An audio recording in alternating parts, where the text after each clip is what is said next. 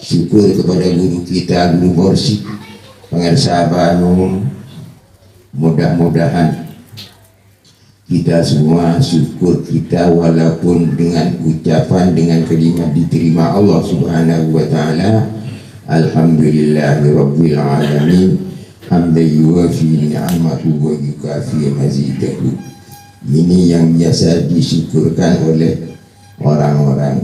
Tetapi kalau panjenengan nanti setelah talqin punya syukur yang luar biasa, nanti saya terangkan tentang syukur. Biasanya orang bersyukur setelah makan, enak makannya, kenyang, syukur alhamdulillah. Ini syukur kecil. Salatullah wa salamuhu kita haturkan kepada junjungan Nabi kita, Nabi besar Nabi Muhammad sallallahu alaihi wasallam.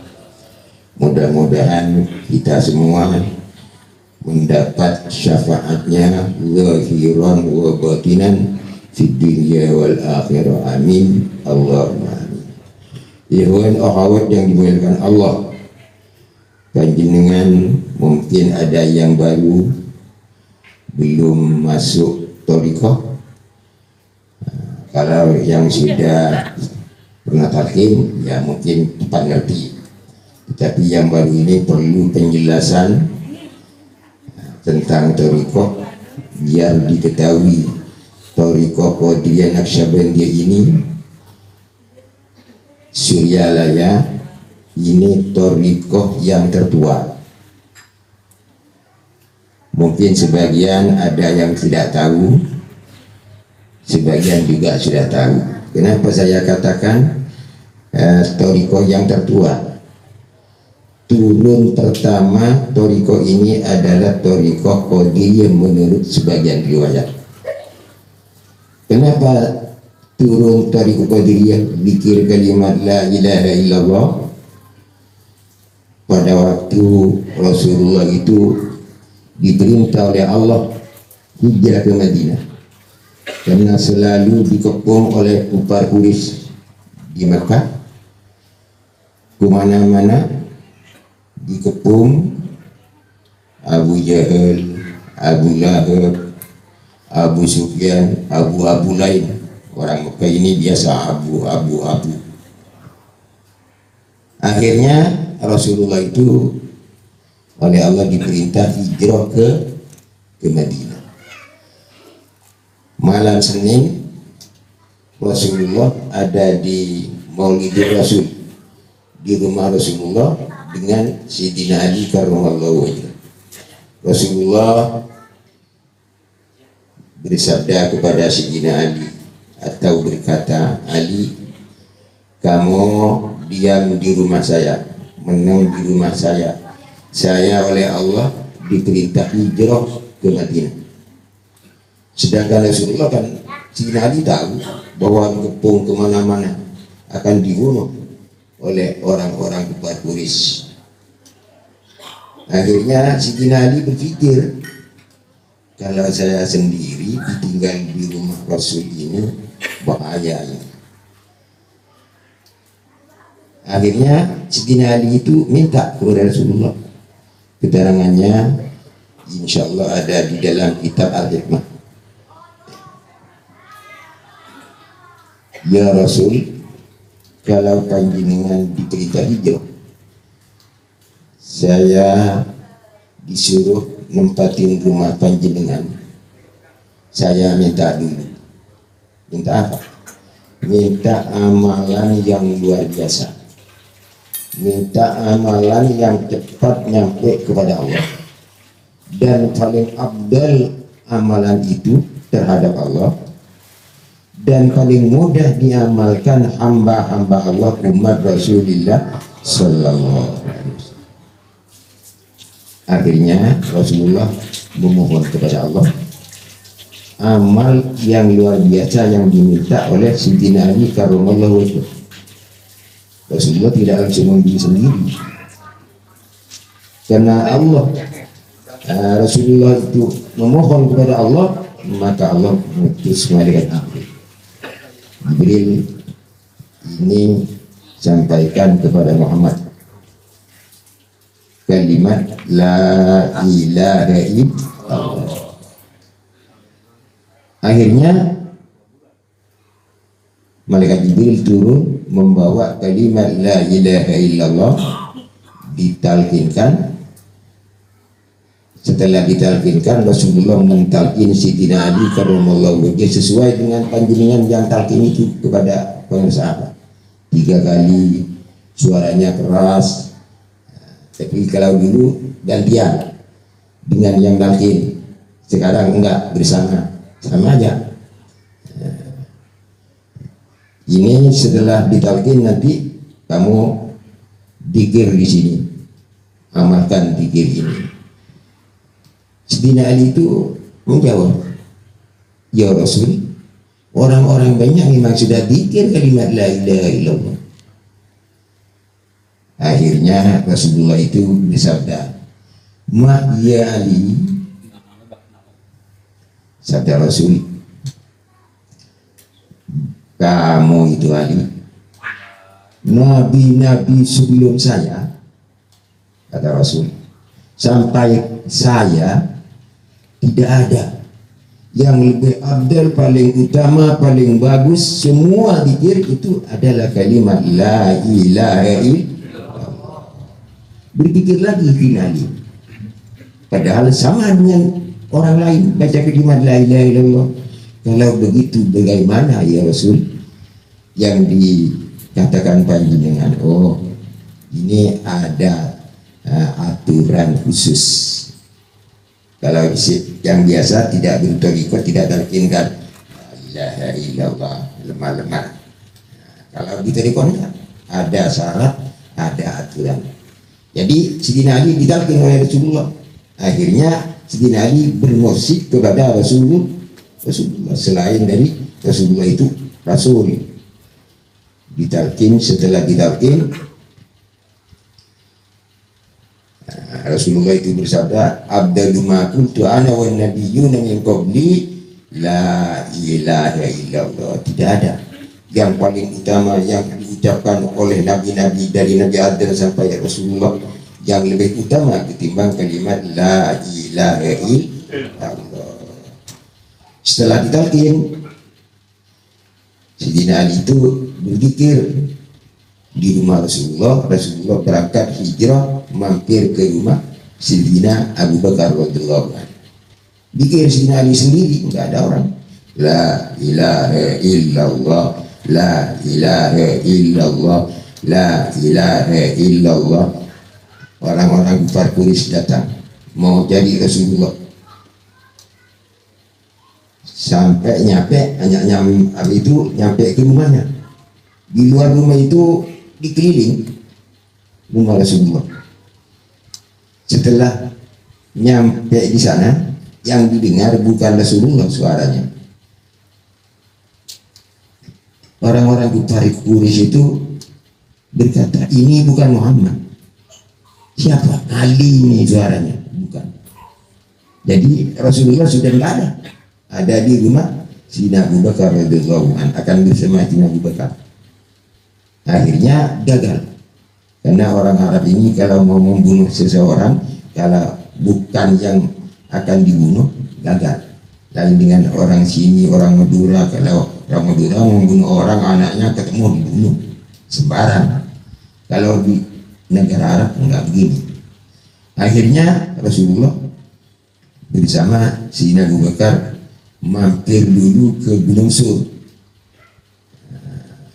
Gunung Sur itu satu gunung yang lebih tinggi dari Jabal Nur itu, cuman agak datar jalannya. Ke sana Rasulullah, di situ ada gua. Kata orang Madura, gua. Masuk sana di Jabal Sur itu. Nyampe di Jabal Sur, paginya itu didatangi oleh orang kafir bawa kuda, ramai di luar gunung itu mencari Rasulullah. Setelah orang kafir Quraisy itu nyampe di pinggir gunung, Sidina Abu Bakar itu merasa kecil hati. Oh, bahaya ini. Orang kufar Quraisy sudah ada di luar, sedangkan saya hanya berdua dengan Rasulullah. Allah menurunkan ayat karena Sina Abu Bakar merasa kecil hati atau ada sedikit takut. Apa ayatnya? Malaikat Jibril diutus oleh Allah, sampaikan ini ke Muhammad dan Abu Bakar di Gunung Sur. La takhuf wa la tahzan innallaha ma'ana. Muhammad, ini firman Allah, kamu jangan takut dan jangan susah terhadap orang-orang kafir. Innallaha ma'ana, sesungguhnya Allah itu bersama Rasulullah. Innallaha ma'ana, sesungguhnya Allah bersama Rasulullah. Akhirnya Rasulullah menyampaikan kepada Abu Bakar, Abu Bakar, kamu jangan takut, jangan susah. Ini ayat Allah. La takhuf wa la tahzan innallaha ma'ana. Kamu jangan takut, jangan susah. Allah bersamaku. Juga Sina Abu Bakar tangkap. Kalau hanya Rasulullah bersama Allah, saya bahaya kalau juga tidak bersama Allah. Kalau begitu ya Rasul, saya minta juga bisa saya harus bersama Allah. Oh gitu, iya. Akhirnya Rasulullah memohon kepada Allah, minta yang diminta Sayyidina Abu Bakar. Spidal itu ada di rumah Rasulullah. Akhirnya malaikat Jibril itu diutus lagi oleh Allah membawa zikir yang namanya sekarang zikir Hofi, bukan zikir Hofi. Akhirnya Rasulullah ditalkin zikir Hofi dalam gunung itu oleh malaikat Jibril, dan Rasulullah mentalkin Sayyidina Abu Bakar di dalam gunung Sur. Zikir di dalam, tapi yang zikir hatinya, nggak ada yang dengar. Dicari oleh orang kufar, ada di sini nggak ada suaranya sama sekali. Dan di luar itu nggak ada apa itu tanda-tanda Rasulullah masuk gunung, nggak ada. Di dalam zikir Rasul dengan Sayyidina Abu Bakar zikir Hofi ismuddat, dia bisa mengatakan karena saya Hofi talqin. Kalau bukan Hofi talqin jangan mengatakan zikir Hofi ismuddat Allahu Akbar, yang zikir di dalam, jadi nggak ada yang tahu, apalagi di luar gunung. Setelah itu karena nggak ada jejak bahwa Rasulullah masuk dalam gunung, pulang. Keduanya selamat. Sidina Ali selamat di rumah Rasulullah. Dikirnya dikir jaga la ilaha illallah. Rasulullah dengan Sidina Abu Bakar selamat yang akan hidup kembali. Berpikir Hofi. Makanya ibuan Allah yang dimiliki Allah, Rasulullah pernah bersabda, la ilaha illallah kalimatul najat. Kalimat la ilaha illallah kalimat penyelamat. Ala wa hiya kalimatul najat, ala wa hiya kalimatul taqwa, ala wa hiya kalimatul ikhlas. Ini luar biasa. Kalimat la ilaha illallah menimbulkan dalam hati kita, diberikan oleh Allah takwa kepada Allah. Dan memang anjuran kita dalam Al-Quran itu dianjurkan harus takwa kepada Allah. Ya ayyuhalladzina amanu taqullaha haqqa tuqatih wa la tamutunna illa wa antum muslimun. Bukan sekedar takwa tuqatih, yang sungguh-sungguh takwa. Kalau orang itu sudah takwa, di mana saja enak, ada di sini enak, di sana enak, di Jakarta enak. Kalau sudah takwa kepada Allah, mudah-mudahan fadilah-fadilah, keutamaan-keutamaan yang ada dalam zikir jahal, zikir Hofi, mudah-mudahan oleh Allah diberikan kepada kita semua panjenengan yang hadir pada malam ini. Ini sekedar tentang Thariqah Qadiriyah Naqsyabandiyah yang akan panjenengan memasuki Thariqah Qadiriyah Naqsyabandiyah. Suryalaya dulu mursyidnya Pangersa Abah. Ini guru musiknya Syekh Ahmad Syaibul Wafa Tajul Arifin radhiyallahu anhu. Saya sendiri bukan mursyid, hanya diangkat wakil talqin. Semua yang diangkat oleh Abah Anum itu wakil talqin. Dan wakil talqin itu tidak tunjukkan ada itu mengadakan wakil talqin lagi, nggak ada. Kenapa? Karena wakil talqin ini yang diangkat oleh Abah Anum itu ada mandangnya, ada fotonya, tanda tangan, ada tanda tangannya Abah. Ya ada juga seperti muqaddam wakil talqinnya Tijani ada, ya wakil talqinnya Thariqah Tijani.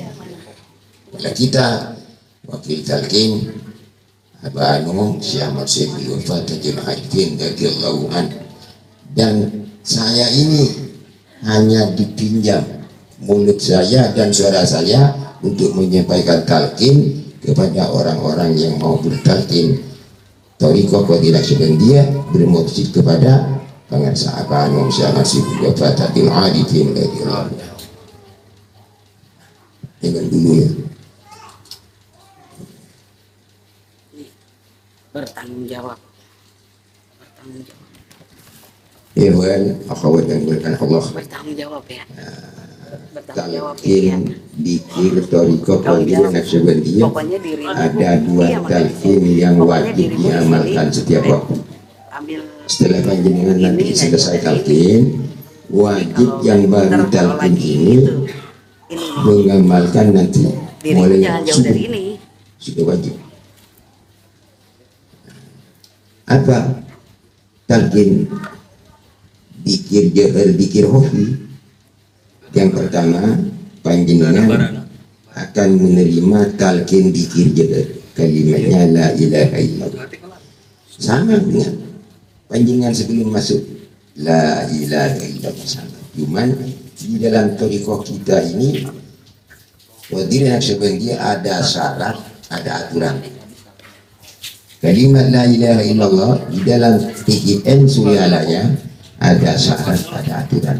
Syaratnya yang pertama dimursyid kepada pengarsa Abah. Yang kedua berzikir kalimat la ilaha illallah disyaratkan antat kurab biwudu'in tamin wa sotin qawiyin wa darbin syadidin. Harus punya wudhu yang sah. Jadi walaupun panjenengan sudah masuk thariqah, berzikir kalimat la ilaha illallah tidak punya wudhu, bukan zikir thariqah itu. Harus punya wudhu yang sah, baik dalam waktu yang 5 waktu atau mau berzikir waktu malam selain bekerja waktu, punya wudhu baru masuk zikir thariqah. Kalau nggak punya wudhu nggak masuk zikir thariqah. Yang kedua, wasotil qawiyin, suaranya harus jelas. La ilaha illallah, huruf-hurufnya harus jelas. Jangan dikurangi, jangan ditambah. Sesuai dengan